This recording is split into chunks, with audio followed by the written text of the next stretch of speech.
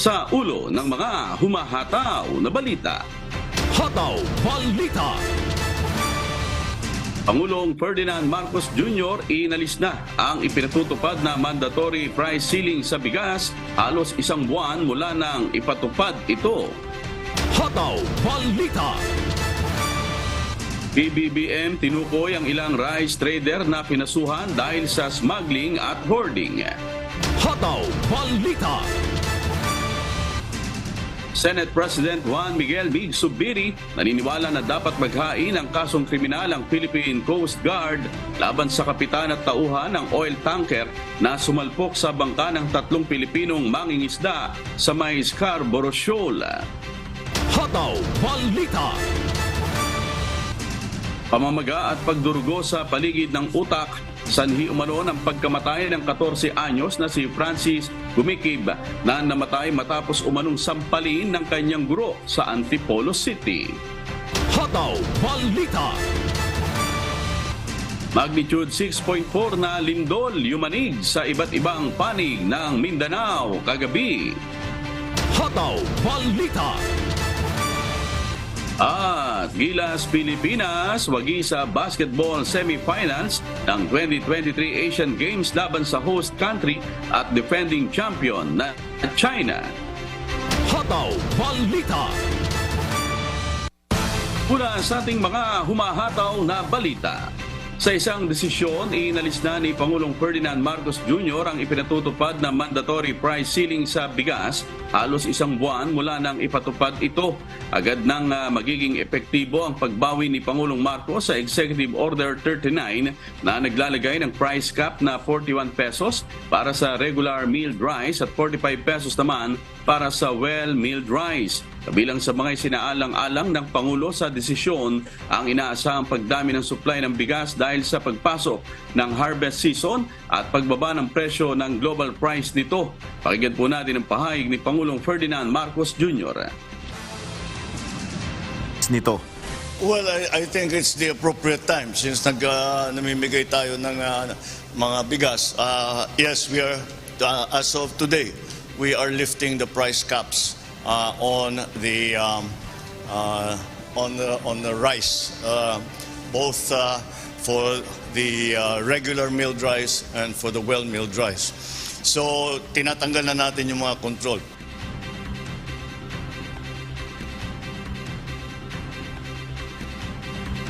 Muling nagbabala si Pangulong Ferdinand Marcos Jr. sa mga iligal na nag-iimbak ng bigas at mga smuggler. Sa talumpati sa Taguig City kahapon October 4, binanggit niya ang mga rice trader na kinasuhan dahil sa smuggling at hoarding. Pakinggan po natin ang pahayag ni Pangulong Ferdinand Marcos Jr. Ngayon ay kinasuhan na natin ang San Pedro Warehouse, ang Blue Sakura Agri-Grain Corporation, ang FS Ostia Rice Mill, ang Gold Rush Rice Mill ay kasalukuyang haharap sa patong-patong ng mga kaso dahil sa kanilang mga ginagawa. Samantala, tiniyak din ng Department of Trade and Industry na patuloy nilang babantayan ang presyo ng bigas sa mga pamilihan. Gayun din ang ipinangakong ayuda sa mga rice retailer na apektado ng price ceiling. Hataw Balita. Kahit na inalis ang mandatory price ceiling sa bigas, tiniyak ni Pangulong Ferdinand Marcos Jr. na magpapatuloy ang tulong ng pamahalaan sa mga mahihirap na pamilya at sa mga magsasaka. Kasama rito ang 10 billion pesos sa ilalim ng Rice Tarification Law na pangtulong sa mga magsasaka. Inanunsyo rin ng Pangulo ang plano para sa programa ng pamamahagi ng bigas sa National Capital Region na kanya mismong direktiba kay House Speaker Martin Romualdez. Pakinggan po natin ang pahayag ni Pangulong Ferdinand Marcos Jr. Ngayon, ang gagawin is the 33 NCR congressmen will be giving the assistance na magbibigay tayo ng bigas doon sa iba't ibang area dito sa Metro Manila. Ayon sa Pangulo, mataas pa rin kasi ang presyo ng bigas sa Metro Manila kumpara sa mga probinsya. Palalakasin naman ng Department of Social Welfare and Development ang tulong nito sa mga mas nangangailangang mga Pilipino. Pakinggan po natin ang pahayag ni DSWD Secretary Rex Gatchalian.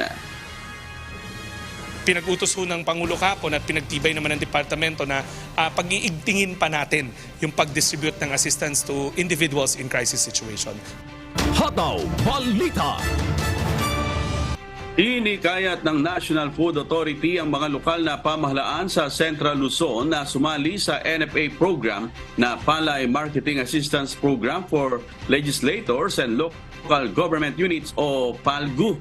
Sa pamamagitan nito, mas maraming magsasaka ang may engganyo na ibenta ang kanilang ani sa NFA kumpara sa mga trader. Si Nestor Torres humahataw. Hataw Balita. Sa National Food Authority o NFA, piniling magbenta ng kanilang inaning palay ang mag-asawang Amado at Carmelita Garcia ng Pulilan, Bulacan. Ito'y matapos malaman nila na nadagdagan ang buying price ng NFA ng 3 piso kada kilo mula sa ayuda ng lokal na pamahalaan. Mula sa 1.5 hektarya ng kanilang sakahan, umani sila na 106 kaban ng sariwang palay. Nagtakda ang NFA ng presyong 18 pesos kada kilo at nadagdagan pa ito ng 3 pesos kada kilo mula sa lokal na pamahalaan ng Pulilan. Kasama ang Pulilan Local Government Units sa tumugon at sumuporta sa programa for Legislators and Local Government Unit o PALGU ng NFA.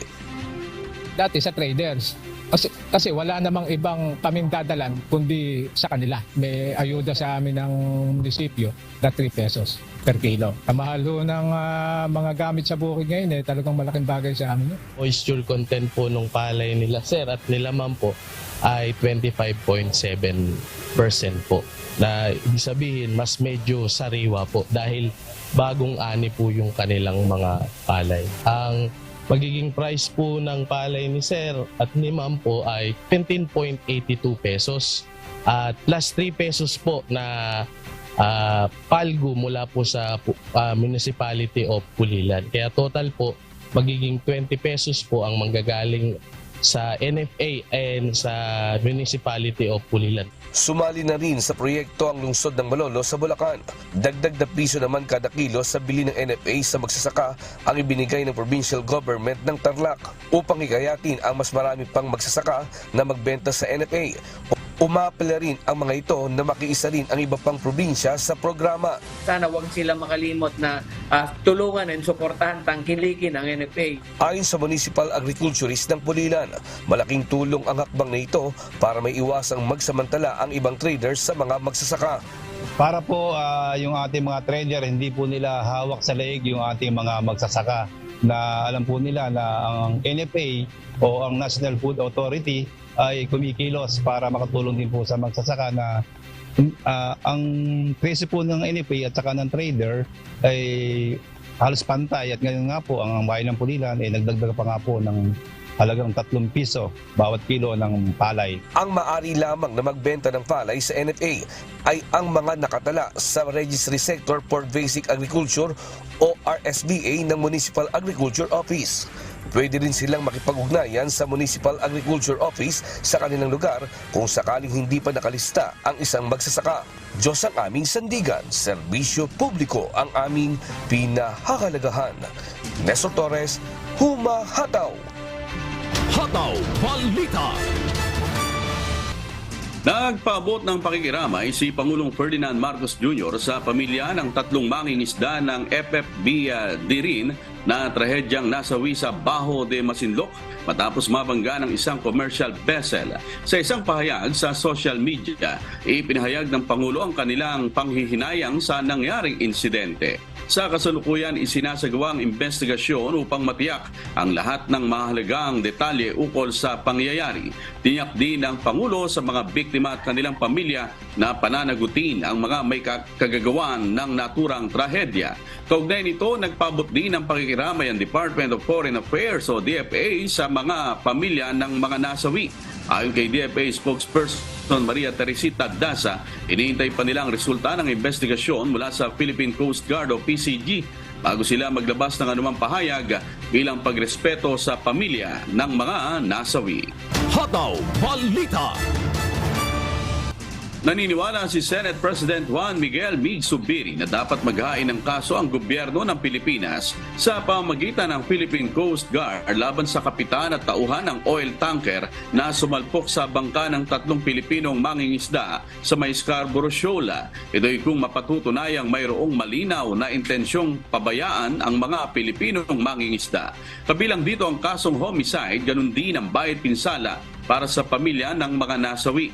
Maaari niya itong gawin sa mga korte sa Pilipinas o di naman kay sa korte sa ibang bansa kung saan nakarehistro ang oil tanker.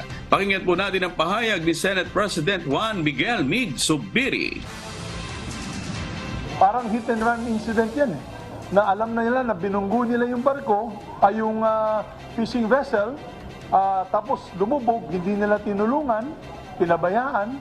Kung may clear intent na gawin yun, that of course, charges of homicide can be filed against the ship captain and the ship mates. Kailangan habulin itong tanker na ito at yung may-ari ng tanker na ito para sa hustisya, no, na hinahanap ng 3 pamilya na nawalan po ng kanilang mahal sa buhay. Punto pa ng mambabatas, may pananagutan anyang naturang oil tanker sa United Nations Convention on the Law of the Sea o UNCLOS kung saan nakasaad ang Code of Conduct na siyang dapat gawin sa oras ng aksidente sa international at waters. Hataw Balita. Inilabas na ng Amang Rodriguez Memorial Medical Center ang death certificate ng 14 anyos na si Francis Gumikib na namatay matapos umanong sampalin ng kanyang guro sa Antipolo City. Batay sa dokumento, pamamaga at pagdurugo sa paligid ng utak ang sinapit ng biktima. Si Jenica Cruz sumahataw. Hataw Balita. Mas lalo pang lumalakas ang paniniwala ni Ginang Elena Mingoy na posibleng namatay ang kanyang 14 na taong gulang na anak na lalaki dahil sa pagkakasampal ng kanyang guro. Bagamat marami nagpapahayag na imposible raw na namatay ang isang tao sa isang simpleng sampal, posible na bang lubhang nasaktan dulot ng malakas na paghampas ng kanilang guro ang kanyang anak. Batay sa death certificate na mula sa Amang Rodriguez Memorial Medical Center, lumalabas ng global brain edema at acute intraparenchymal hemorrhage o ang pamamaga at pagdurgo sa paligid ng utak na posibleng sanhi ng pag-aabuso ang dahilan ng maagang ikinasawi ng biktima. Ang sintomas po na lumabas sa kanya nung dinala ko po siya ng amang, yun po, pagsusuka, pagsusuka po, tapos Anong sinusukat na? yung mga kinain niya po, tapos pananakit ng ulo, tapos pag sumakit daw ang ulo niya, parang maraming gumagapang sa tainga niyang, sa kanang tainga niya, maraming gumagapang, tapos sobrang sakit daw po talaga ng ulo niya, pati mata niya ng lalabo. Sumuka ng dugo? Nung na-admit na po kami sa ER, sumuka po siya ng dugo 2 beses. Ipinabatid ng school principal ng Peña Francia Elementary School kay Aling Elena na nais umanong makipag-usap ang sangkot na guro sa kanya hinggil sa nangyari. Sobra umano ang pagsisisi nito sa kanyang nagawa sa bata. Gayunman, hindi pa rin matanggap ang paghingi ng tawad nito sa kanya. Hindi po masasapatan ng sorry ang buhay ng anak ko. Pasado 11:30 kahapon ng tanghali, bit-bit ang death certificate. Dinala na ng PNP Antipolo City ang labi ng bata sa Camp Crame para isagawa ang autopsy. Ito ang magbibigay ng mas malakas na ebidensya na magpapatunay kung tunay nga bang namatay sa pananampal ang 14 na anyos na binatilyo.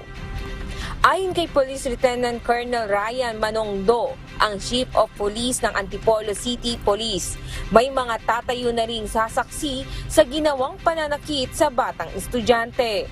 So one of the evidence na meron tayo is yung statement nga ng kanyang mga classmate at yung magulang.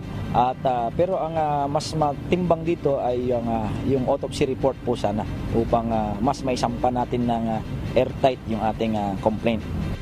Sa isang panayam, sinabi ni DepEd spokesperson ASEC Francis Bringas na pansamantalang pinag-leave ang guro na sangkot sa insidente habang isinasagawa ang investigasyon.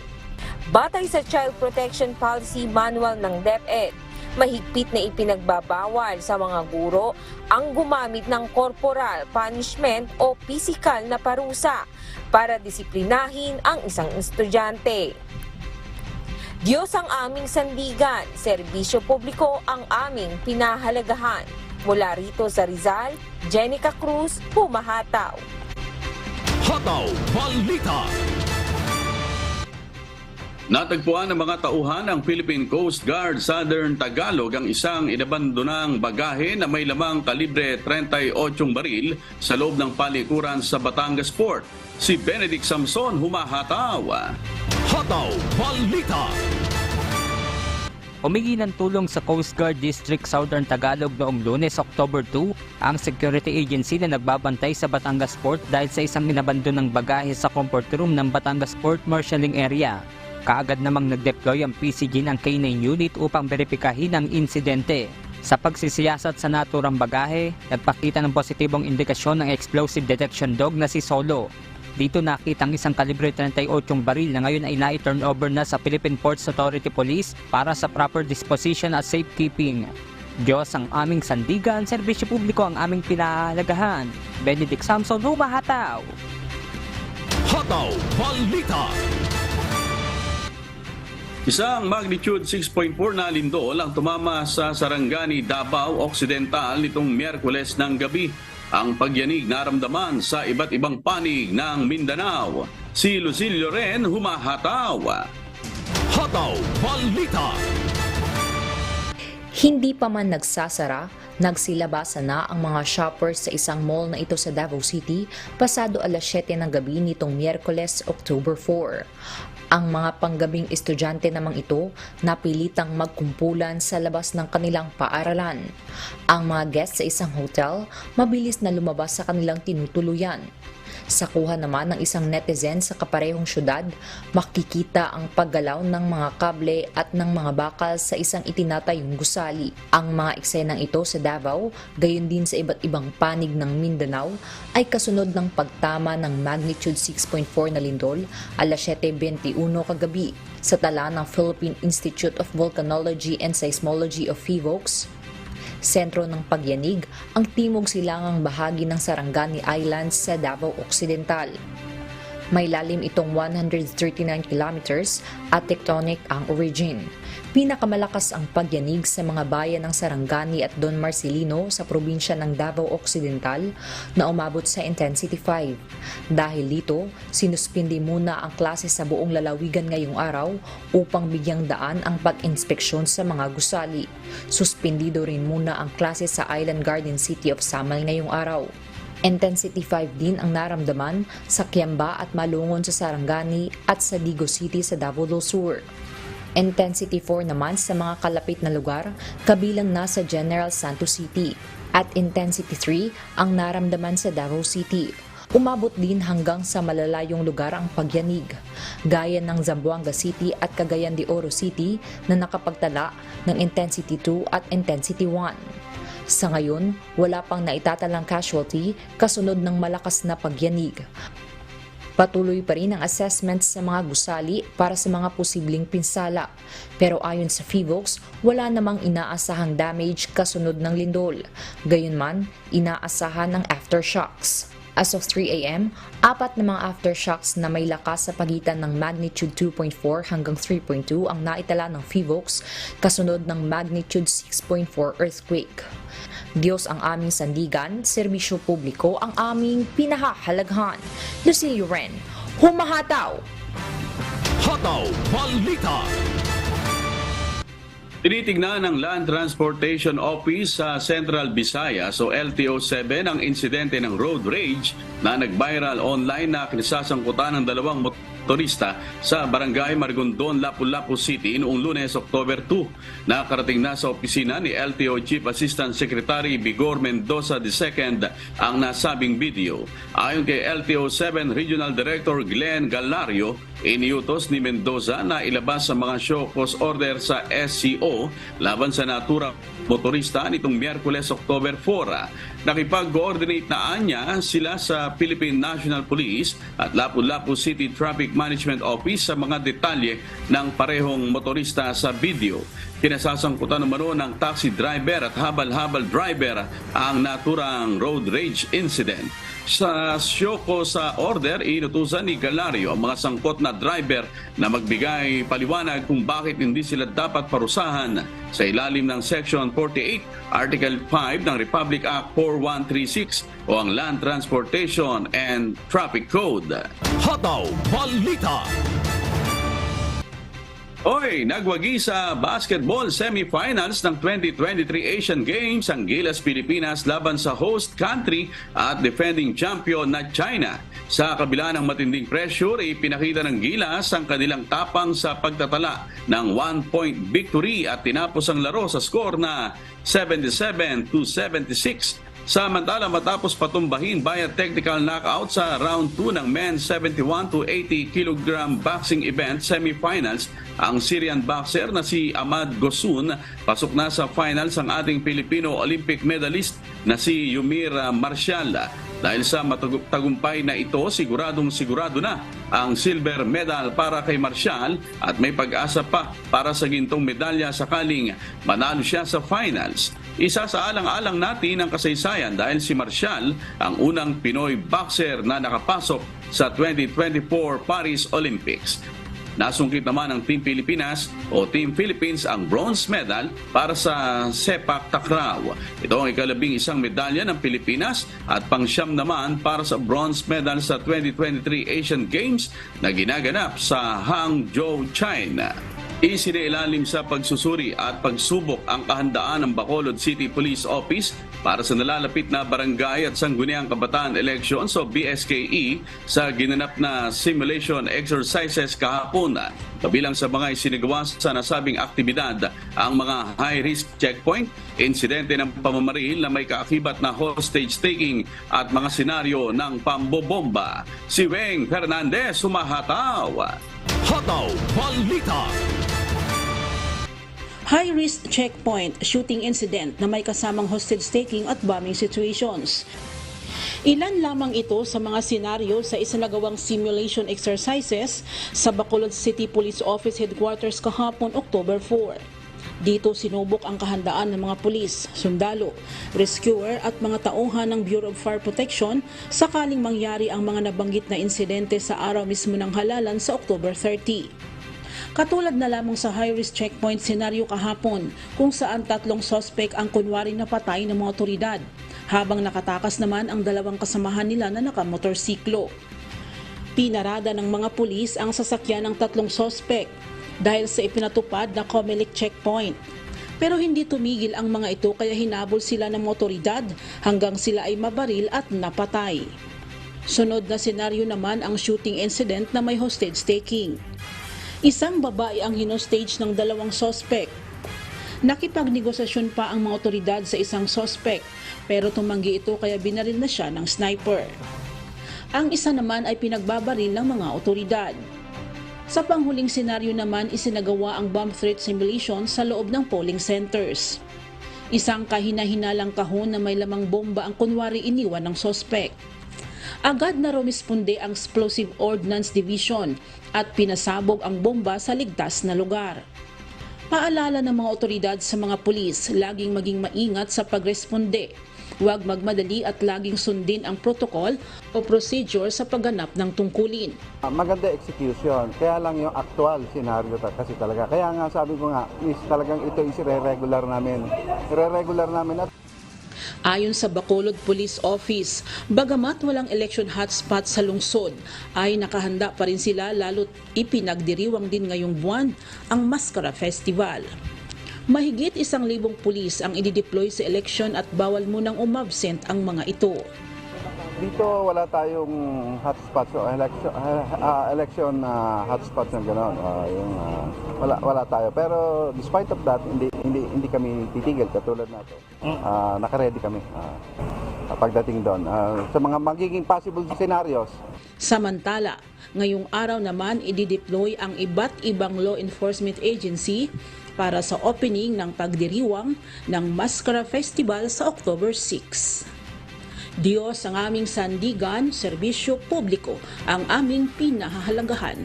Weng Fernandez, Hataw. Hataw Balita.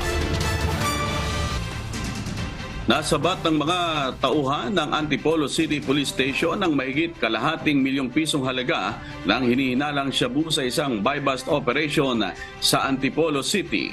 Si Jolitz Matangat, humahataw. Hataw Balita.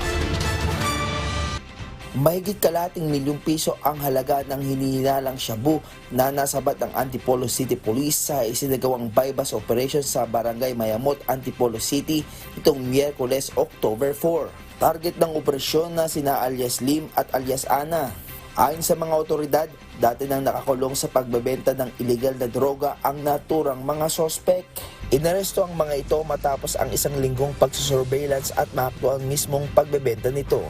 Nakuha sa sospek ang isang sachet ng hinihinalang shabu na may 500 pesos mula sa isang otoridad na nagpanggap bilang pusher buyer. Kabilang sa nakumpiska ang iba pang sachet ng hinihinalang shabu na may bigat na 75 grams at tinatayang nagkakahalaga ng 510,000 pesos. Ayon sa mga sospek, ang pagbebenta ng mga illegal na droga ay matagal na nilang hanap buhay. Dinala ang mga ebidensya sa Rizal Provincial Forensic Unit para sa tamang disposisyon at dokumentasyon.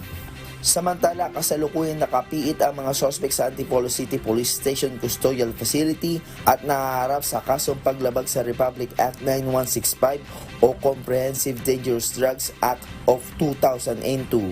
Diyos ang aming sandigan, serbisyo publiko ang aming pinahalagan. Mula rito sa Rizal, Jolitz Matangat, humahataw. Hataw Balita. Nahuli ng pinagsanib na pwersa ng Philippine Drug Enforcement Agency o PDEA at Naga City Police Office ang 4 na suspect sa isang buy-bust operation sa Zone 3, Barangay Balatas sa Naga City noong Martes, October 3. Huli sa operasyon sina Rayan Magdasok alias Lagatok, Joseph Fernandez, Bong Tomines at Ramilio Ramos. Nakuha sa mga ito ang 8 sachet ng hinihinalang iligal na droga at mga drug paraphernalia. Samantala, aabot naman sa 34,000 pesos ang halaga ng hinihinalang shabu na tumitimbang ng 5 gramo ang nabawi sa mga ito. Naharap ang mga suspect sa kasong paglabag sa Republic Act 9165 o Comprehensive Dangerous Drugs Act of 2002. Hataw Balita. Naaresto ng Kawit Municipal Police ang 2 suspect na umano'y nagbebenta ng marijuana sa isinagawang drug buy-bust operation sa lalawigan ng Cavite. Si Benedict Samson, humahataw. Hataw Balita. Isang drug buy-bust operation ang isinagawa ng Station Drug Enforcement Team ng Kawit Municipal Police Station sa Barangay Tramo Bantayan, Kawit, Cavite, bandang alas 9:30 ng gabi nitong Miyerkules, October 4. 2 sospek ang naaresto ng mga otoridad sa naturang operasyon. Nakuha sa mga ito ang nasa 83 grams ng mali pinatuyong dahon ng marijuana na may estimated street value na 9,960 pesos. Sa ngayon ay nasa kustodiya na ng Kawit Police ang mga naarestong sospek. Kapwa maharap ang mga ito sa kasong paglabag sa Republic Act 9165 o ang Comprehensive Dangerous Drugs Act of 2002. Diyos ang aming sandigan, serbisyo publiko ang aming pinahalagahan. Mula rito sa Cavite, Benedict Samson, humahataw. Hataw Balita. Nagsagawa ng buy-bust operation ng mga operatiba ng Philippine Drug Enforcement Agency o PDEA, Negros Oriental Provincial Office at Bakong Municipal Police Station sa Purok Santo Niño, Barangay Buntis, Bakong, Negros Oriental nitong Lunes, October 2. Umantong ang operasyon sa pagkabuwag sa isang drug den at pagkakaaresto sa 3 suspect. Kinilalang mga suspect na sina Rosauro Alaman alias Yuyu, 52 anyos, drug den maintainer at nang buy and sell ng mga pyesa ng motorsiklo kabilang na ang kanyang pamangkin at kasabwat na si John Aragonea, 49 years old, isang visual artist, at si Sheena May Dayaw Bisita ng drug den, 37 anyos. Nakumpiska sa operasyon ang 6 na pakete ng hinihinalang shabu na tumitimbang ng humigit kumulang 16 na gramo na may tinatayang street value na 108,800 pesos, isang empty sachet na may bakas ng hinihinalang shabu, buy-bus money, isang cellular phone at iba't ibang drug paraphernalia. Kasong paglabag sa Sections 5, 6, 7, 11, 12 at 26, Article 2 ng Republic Act 9165 ang isasampa laban sa mga suspect. Hataw Balita. Nasawi sa isang engkwentro sa pagitan ng New People's Army at 24th Infantry Battalion ng Philippine Army ang isang miyembro ng Kumiteng Larangang Guerrilla North Abra sa Sitio Lamunan, Barangay Gacaba, Malibcong, Abra nitong Martes, October 3. Nagsasagawa ng security operation ang Philippine Army nang makasalubong nilang hindi pa mabatid na bilang ng mga komunistang grupo.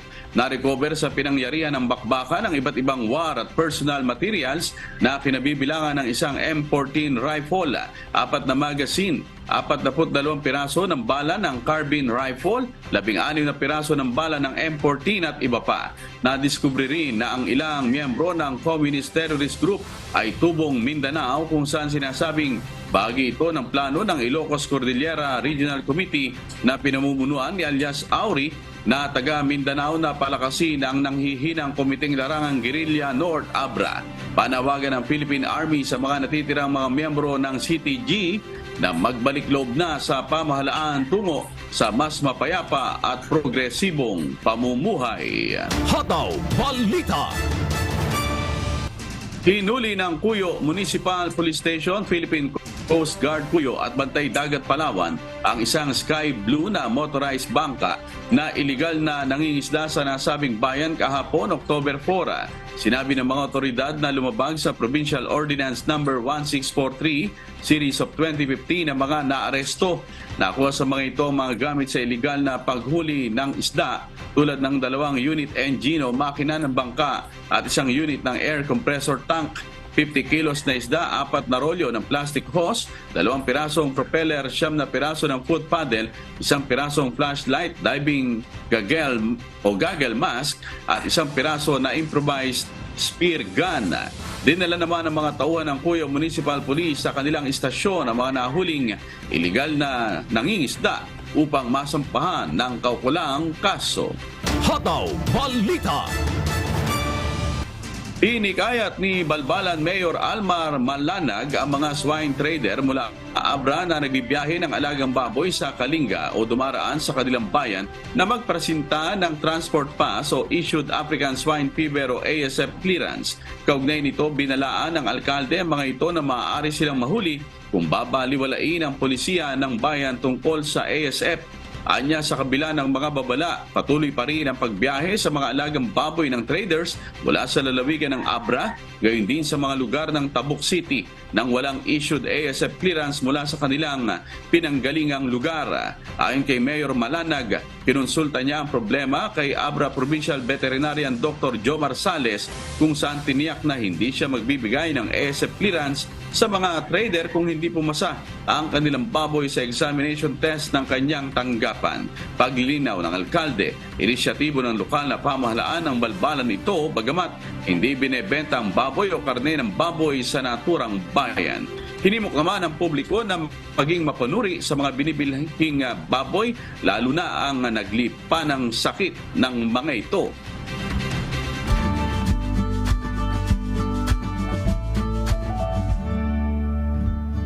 Alamin ang magiging lagay ng panahon sa iba't ibang bahagi ng bansa ngayong araw ng Huwebes. Panoorin po natin ang update mula sa Philippine Weather Bureau Pag-asa. Kasalukuyan, lumakas pa ang bagyong ito. Ngayon, ang lakas ng hangin malapit sa gitna ng bagyo ay nasa 175 km per hour at ang pagbugso ay umaabot sa 215 km per hour. Si Bagyong Jenny ay malapit po sa may southern portion ng Taiwan. Kasalukuyan nasa layong 140 kilometers north-northwest ng Itbayat, Batanes. Inaasahan po natin ito ikikilos pakanluran sa bilis na 10 kilometers per hour. Patuloy po niyang pinapalakas ang habagat o southwest monsoon, kung saan itong southwest monsoon ay naapektuhan ang Central Luzon, Southern Luzon at ng Visayas. At kasalukuyan, wala po tayong namomonitor na panibagong low pressure area o bagyo sa loob at sa labas ng ating Philippine Area of Responsibility. At ngayong araw ay patuloy pa rin nakataas ang signal number 3 sa Batanes, signal number 2 sa northern portion ng Babuyan Islands. Signal number 1 ay nakataas sa dalawing bahagi ng Babuyan Islands, northern portion ng Apayao, northern portion ng mainland Cagayan at northern portion ng Ilocos Norte. Kaya patuloy pa rin tayong mag-ingat at alamin ang ligtas na lugar dahil sa malalakas na pag-ulan at malalakas ang hangin dulot ng bagyo. Lalo po sa bandang Batanes dahil nandun po ang malapit sa gitna ng bagyo sa bandang Batanes area. Ngayon ay minaasan pa rin tayo ng pabukso ng malakas na hangin. Sa ibang lugar po yan, dulot ng southwest monsoon. At ang mga lugar po na maapektuhan o makakaranas ng pagbukso ng malakas na hangin ay sa southern portion ng Aurora, Romblon, portion ng Calabarzon, portion ng Metro Manila, portion ng Bataan at portion ng Bicol Region. At dahil pa rin sa habagat, ngayong araw may inaasahan po tayo ng moderate to heavy rains sa Zambales, Bataan, Occidental Mindoro at sa northern portion ng Palawan, kasama ang Cuyo, Kalayaan at Calamian Islands.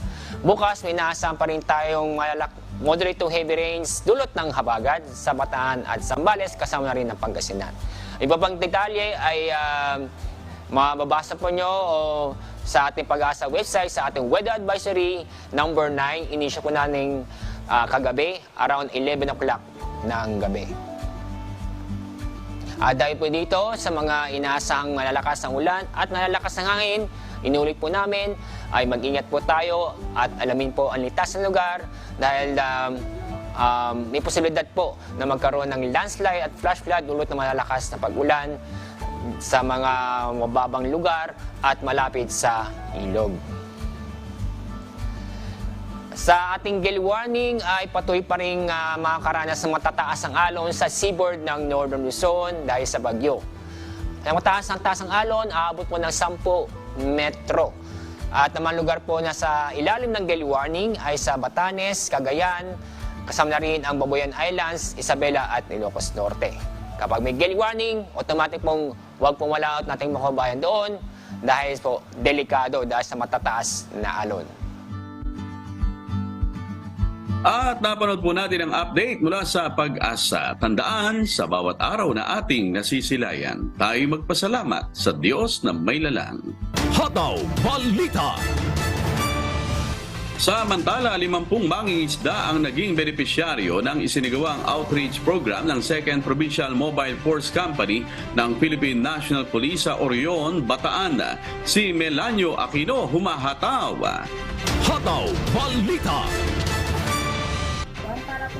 Nagsagawa ng outreach program ang 2nd Provincial Mobile Force Company o 2nd PMFC ng Pambansang Pulisya sa pangunguna ni Police Lieutenant Colonel Florentino Almeida Jr. at advisory group nito.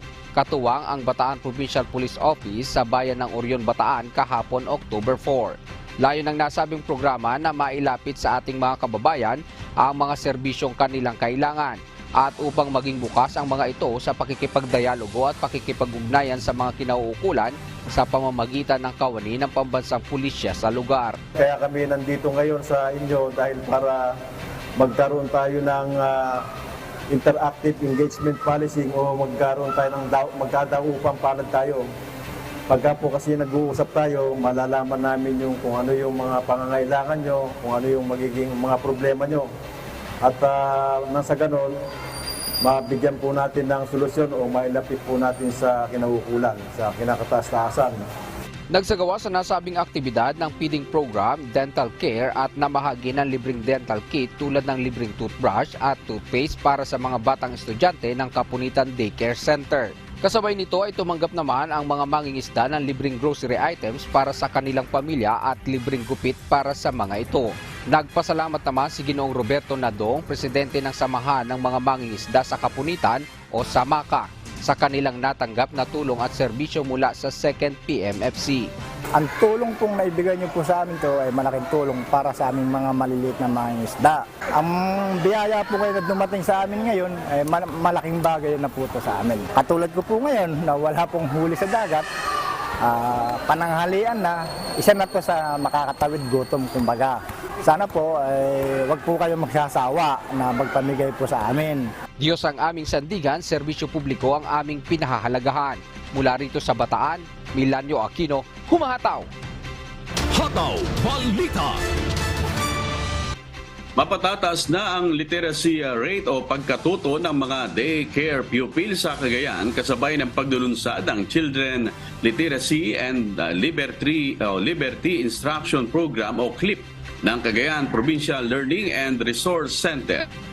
Sa naging mensahe ni Cagayan Provincial Administrator Attorney Maria Rosario Villaflor, ipinunto nito na sa pamamagitan ng programa ay inaasahang mapatataas pa ang naitalang 49% literacy rate ng mga kabataan sa lalawigan taong 2022. Layo ng aktibidad na itaguyod ang pag-aaral, gayon din ang pagmamahal at pagpapahalaga ng mga kabataan sa mga pampublikong silid aklatan, lalo na sa mga batang napag-iiwanan dahil hindi marunong magbasa. Hataw Balita.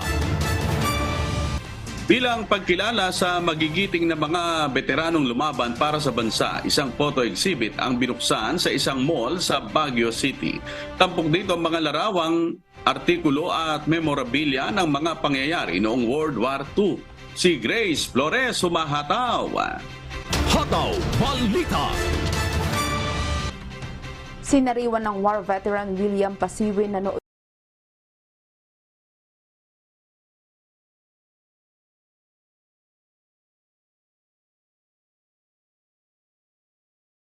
labing-walong taong gulang pa lamang, City of Pines. We were captured while we were bringing food stuff to the Allied forces in the thick forest of our hunting ground between Abra and Mountain Province. We were caught at dawn while we were carrying food stuff, bringing it to the Allied headquarters. And then they maltreated us. They forced us to drink dirty water. Pinanguna ng Philippine Veterans Affairs Office, Philippine Veterans Bank, lokal na pamahalaan ng Baguio City at mga private partner ang naturang exhibit. Bahagi ito ng paggunita ng pagsuko ni General Tomoyoki Yamashita na siyang Commanding General ng Japanese Imperial Army sa Pilipinas na hudyat ang pagtatapos ng ikalawang digmaang pandaigdig. Isa sa mga kahangahangang tampok sa exhibit ay ang aerial view ng pagbomba ng mga Hapones sa syudad ng Baguio, kung saan kita dito ang larawan ng pamosong Burnham Park. At ang isa pa ay ang larawan na kuha sa Camp John Hay dito noong 1940s. Ang pananakop ng mga Hapones na humantong sa pagpapalaya nito noong sumuko si General Yamashita noong September 3, 1945. Namanghang kabataang si Ken Oviedo sa mga detalye ng bawat litrato na nangyari noong World War II. Maganda pong way ito para ipakita sa mga youth, sa mga tao, lalo na sa Baguio citizens, kung ano yung naging history natin. Kasi our history is a part of, it is a part of us that can never be denied. So it's great to commemorate such event. Ayon kay Mayor Benjamin Magalong, ang nasabing exhibit ay nagpapakita ng mga larawan at artifacts mula noong World War II sa Pilipinas na nagpaparangal sa katapangan at pagiging makabayan ng mga Pilipinong nakipaglaban at namatay para sa kalayaan ng bansa. Mga bagong retirees, we have our own taste of war. Kami nila General Velasco, General Mapago. We have our own taste of war fighting the communist insurgents, Islamist terrorists, Jemaah Islamiyya, Abu Sayyaf. Naramdaman namin yon, gano'ng kahirap sa gera. Pero iba yung intense iba yung nature ng gera ng World War II. Very intense, talagang lot of sacrifice, very difficult. Talagang, kumbaga, yung survival rate mo napakababa. Umaasang PVB na sa pamamagitan ng exhibit na ito mas matututo ang bagong henerasyon kabilang ang mga magiging leader sa kasaysayan ng World War II. Kakaunti na lang yan all over the Philippines. And mostly, kaya nga, most of our assistance is actually gamot. Door to door na lang kasi hindi naman makabiyahe. By having the gallery shown here, we can create more impact and reach more people from different generations. That is why we would like to thank the city government of Baguio. Umaasa ang pamunuan ng Philippine Veterans Bank na magpapaunlad ang exhibit ng pagmamahal sa bayan at pagpapahalaga sa national heroes at mga veterano sa digmaan. Magtatagal ang War of Our Fathers exhibit hanggang October 17. Diyos ang aming sandigan, serbisyo publiko ang aming pinahahalagahan. Mula rito sa Baguio City, Grace Flores, humahataw. Hataw Balita. Isang panalo na lang sa huling game day mamayang 1:00 ng hapon at malapit nang ma-sweep ng AFP Lady Gunners ang elimination round ng UNTV Volleyball League. Wagi naman ang Senate Lady Defenders laban sa DFA Emissaries sa huli nilang laban kamakalawa. Habang naungusan naman ang Judiciary Justice Servers ang Ombudsman Graphbusters sa dikitang match. Si Bernard Dadis humahataw.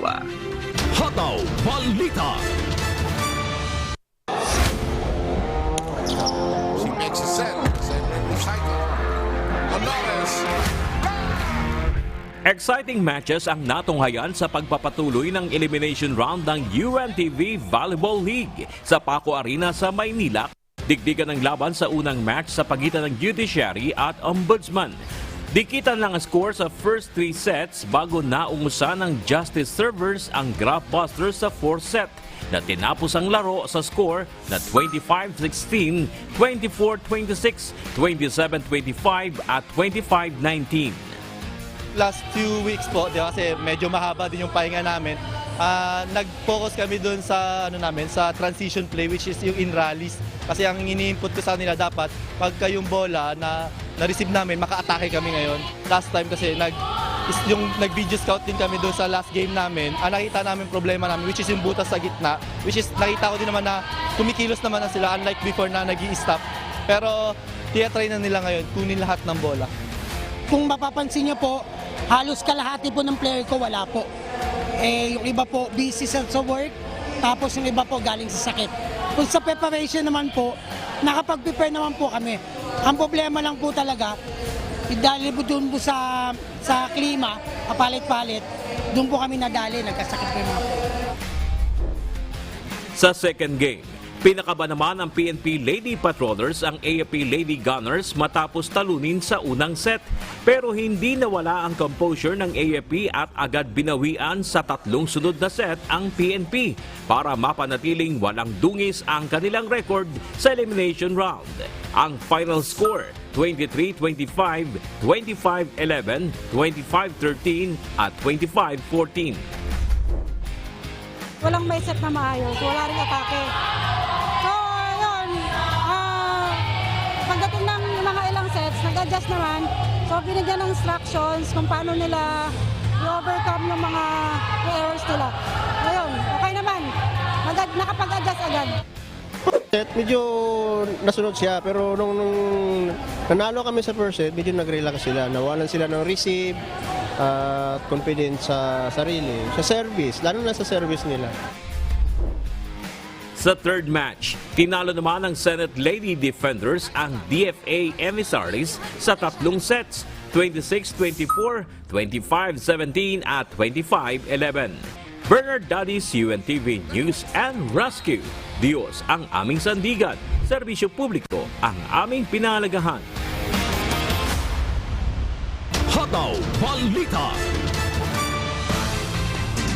Napaka-bilis naman ang ating oras. Dahil dyan, binabati po natin ang lahat ng Members Church of God International o MCGI ng isang maligayang Piyesta ng Diyos o Brethren Day. Ayan, kita-kita po tayo dyan. Hahabol po kami. At salamat po sa lahat ng sumubaybay po sa atin ngayong umaga dito po sa Hataw Balita Pilipinas. Kaya shoutout po sa lahat ng ating mga taga-subaybay sa iba't ibang panig ng mundo. Ganon din sa mga tagapakinig ng Hataw Balita Pilipinas sa Radyo La Verdad 1350. At sa darating na October 9, araw po ng Lunes, alas 7 po ng gabi Philippine Standard Time, ang panibagong session po ng Mass Indoctrination ng MCGI sa official MCGI social media accounts. Kabilang po ang MCGI channel, ang official YouTube channel ng Members Church of God International. Patuloy rin po namin kayong inaanyayahan na makiisa sa Global Prayer for Humanity tuwing Lunes hanggang Biyernes alas 9:30 ng gabi. Ito po ay nakastream ng live sa lahat ng MCGI social media accounts. Ang Global Prayer for Humanity ay bukas po sa lahat, anuman ang inyong relihiyon o lahi. At sa aming ibabahaging mga salita ng Diyos na ating sandigan, mula sa Kolosas Kapitulo 4, talatang 6. Ang inyong pananalita naway laging may biyaya na magkalasang asina upang inyong maalaman kung ano ang nararapat ninyong isagot sa bawat isa.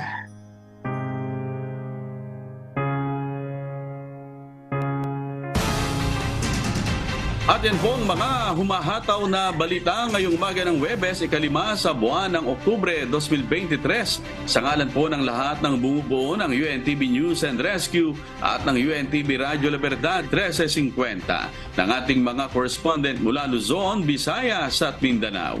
Ako po ang inyong amigo, Sherwin Kulubong. At dito sa UNTV at UNTV Radyo La Verdad 1350, Diyos ang aming sandigan, serbisyo publiko ang aming pinahahalagahan. Susunod na po ang Good Morning Kuya. Salamat po sa Diyos at magandang umaga.